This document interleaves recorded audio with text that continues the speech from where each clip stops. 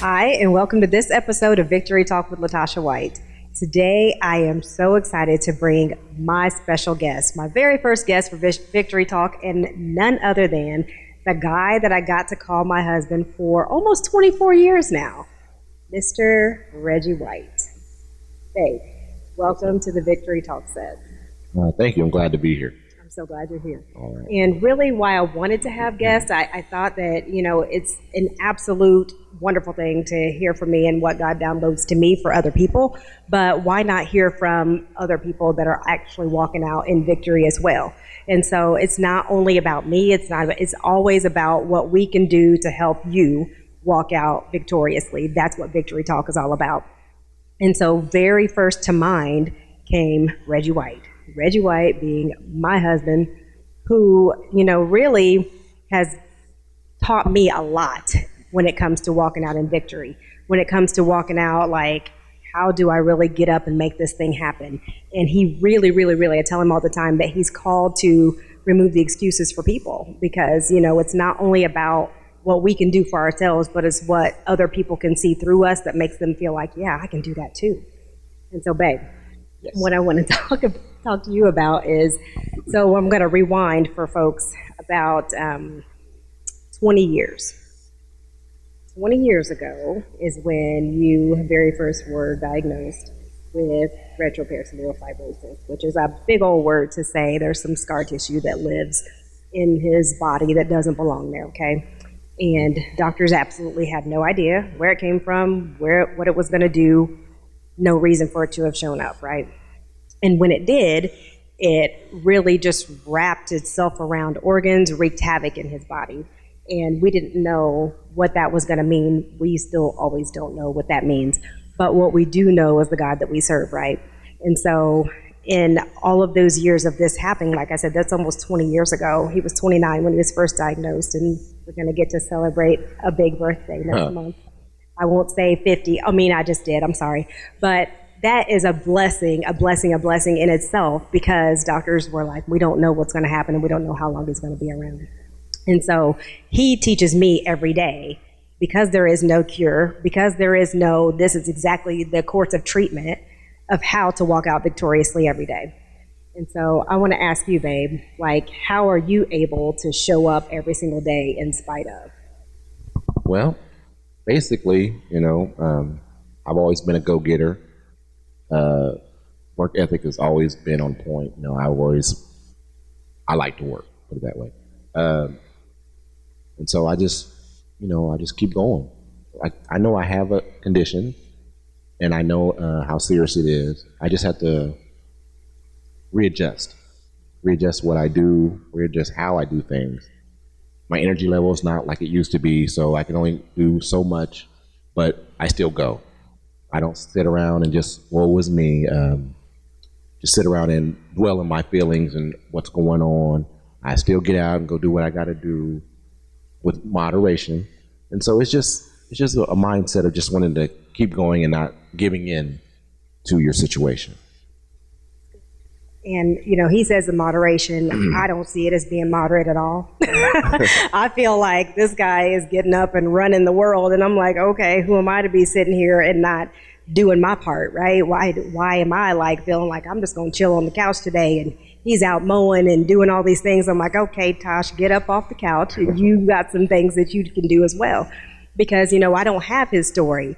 And as he says, like, he had to adjust some things. And that adjusting is around 5 dialysis treatments a week, right? Like, that's not anything light. That's nothing to just like shake a stick at.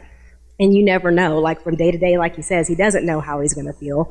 And so it's my job as a wife to be able to be in tune to him and how he's feeling and, kind of balancing out what do I need to do because he may or may not be able to do the things that he planned for that day. And obviously that's going to play into how he's going to be able to walk out. And so my question is, so you ended up along the way, you went back to school, you got a degree, you thought, you set yourself up for success of, if I'm not able to get out and go to work, we didn't know a pandemic was coming, but if I'm not able to get out and go to work, that I could do what from home? And so then you went back to school. Yeah, I went.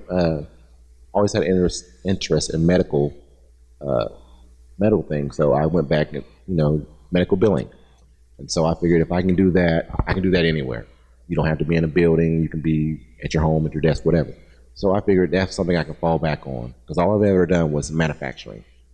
And so this was something different for me. I just had to think ahead because I didn't know what the future was going to be like. So I said, let me go get some kind of education, something to fall back on. And it came into play. And like you said, the pandemic came, and I'm lucky I can do my business from home. So, it all worked out in the end. You just got to stay prayerful and have the mindset of just wanting to keep going and don't let your situation get you down. Don't let your situation just take over your everyday process, your everyday thoughts. Because believe me, it can happen. There's some days where you just, sit back and think, why me? Why did this happen to me? I've never done anything remotely to deserve this. And so, you get all the feelings of, like I said, why me? Why did the Lord do this to me? And is there really a God? Why he let people suffer with certain conditions? And so, you get your down points, but then you pick yourself up and say, look, I'm here to show someone else that you can make it regardless of your circumstance. Everybody has their own circumstances, things they go through in life. And so, this is just another setback that I'm overcoming. I'm not letting it keep me down. I know there's other people out there with the same condition, and I don't know how they're handling it, but I choose to handle it the courageous way, the triumphant way. I'm going to triumph over this. Yes, I do dialysis 5 times a week, and I still press on. Like I said, I can just sit at home and not do nothing, but that's not me. I like to get out and do stuff. I like to use my hands. I like to just go find stuff out. I'm adventurous at some point. To a point, yes. To a point. And so, I just didn't want to let this condition just take me down. I decided a long time ago, I'm going to beat this. And if I don't beat it, I'm going to fight along the way. I'm not going to let it take me out.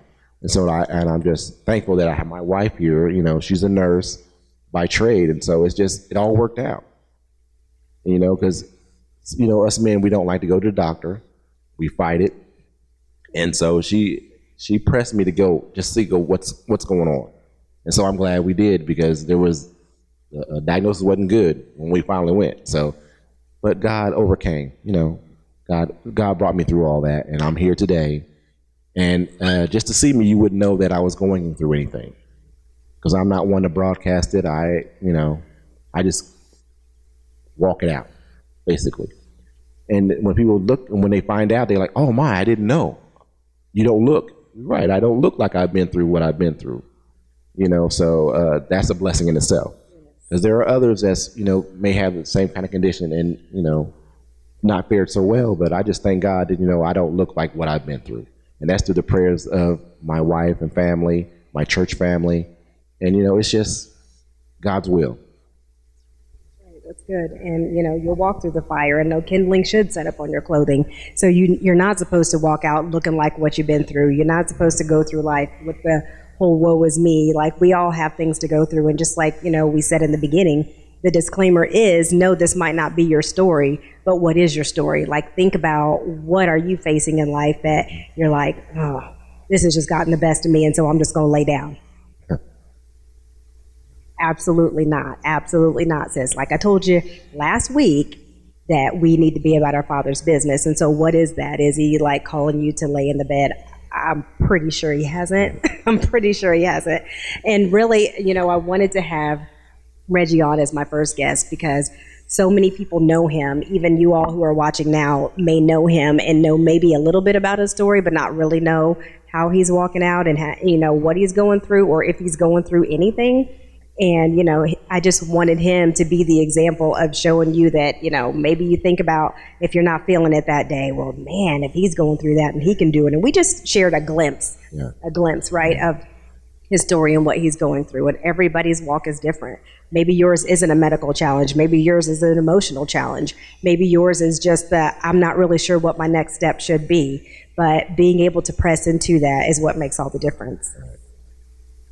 So if there were any parting thoughts that you would want to give to our audience, our Victory Talk audience, or, really pressing through, and even when you don't feel like it, doing it anyway, what would it be? I would have to say just get up and go anyway. The Lord didn't give you the spirit of fear. I mean, it's like, it may look grave to your eyes right now, but if you just keep pressing forward, you'll see the light. The Lord will give you a way. He'll show you what to do. And you need to get some people around you that's going to encourage you. You don't need naysayers around you, doubting you, saying you can't do this, you can't do that. You need people that's going to say, go ahead, do it. You can do it. It's all in your mind. It's all in your spirit. If you want to press on, you'll press on. And if you want to sit at home and just sulk, that's what you're going to do. But I encourage you to, whatever you're going through, just keep pressing on. Just keep pressing on. Just keep pressing on. You heard it here first, folks. Just keep pressing on. And so, as he said, as I tell you guys every single week, that you have to surround yourself with people. You have to get somebody alongside you that's going to help you with that press, that's going to help you be able to show up in the things that you need to show up in. Of course, he's married to me. Like, I have to find that balance of, does he really need to rest today, or do I need to encourage him? And so, sometimes it's, no, I'm just going to lay here today. Okay, I get it. I mean, I absolutely get it. But then I know tomorrow he's not still going to be laying there. And if he is, then it's my job to encourage him to find out really what's going on and to be able to help him. That's me being his helpmate for almost 24 years, like I said. And so in finding somebody to go alongside you, I encourage you, as always, to go to LatashaWhite.com, hit that contact tab, or download my app, GIVIN space LLC, in your app store. Thank you for tuning into Victory Talk with my very first guest, Mr. Reggie White. Hi, Latasha White here. I want to thank all of you for continuing to follow me on social media at Latasha White. But what I really want to bring to y'all right now is the brand new app in your Google Play Store or your Apple App Store. It is GIVIN, GIVIN LLC. And that's where you'll find all of your victory talks, all of your inspiration, and just go download the free app. And so you can stay in contact, get your push notifications. When I have new classes, you'll be the first to get notified. GIVIN LLC.